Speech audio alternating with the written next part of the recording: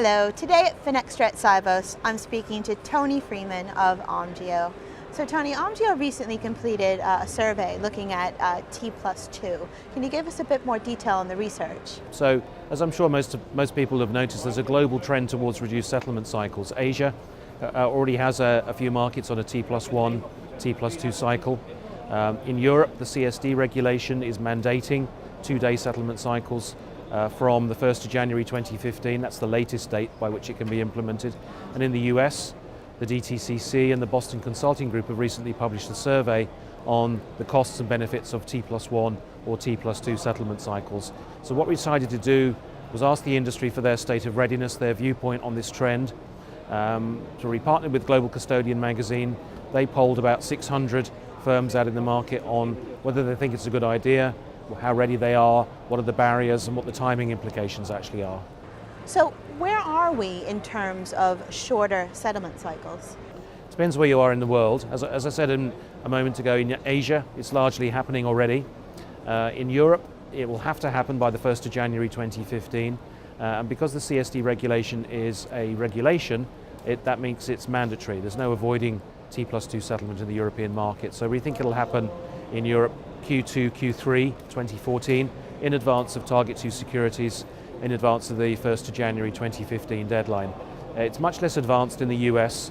The debate has only just started, and that's borne out by the survey data, where there's very low awareness of this subject in the US market.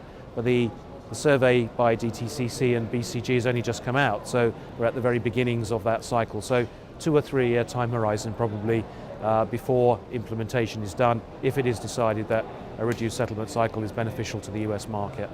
So I'm guessing that you're on the side that this will be a reality. We think there's a pretty unstoppable trend towards reduced settlement cycles because regulators and market infrastructures believe it reduces risk. And reducing risk, that reduces cost, and that's a universally good thing for everybody. So that kind of leads us into the next question. Why do settlement cycles really need to be shortened? Well, it does reduce risk. This is the number one key benefit. If you look at the amount of collateral that's tied up for 3 days, currently say in the US market, you take 1/3 of that away because you're reducing it by a day, that works out to be quite a substantial amount of money that the market is saving. And a 2-day risk exposure is better than a 3-day risk exposure. It's very simple.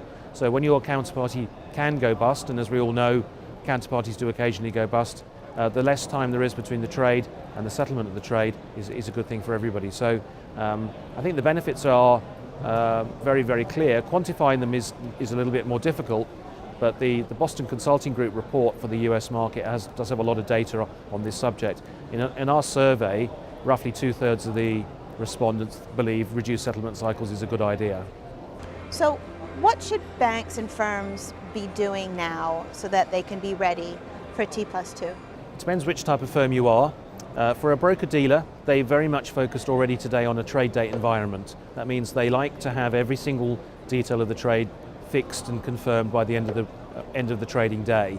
Now that's not always possible because they're reliant on their counterparties to participate in a robust and timely confirmation process, what we call same-day affirmation.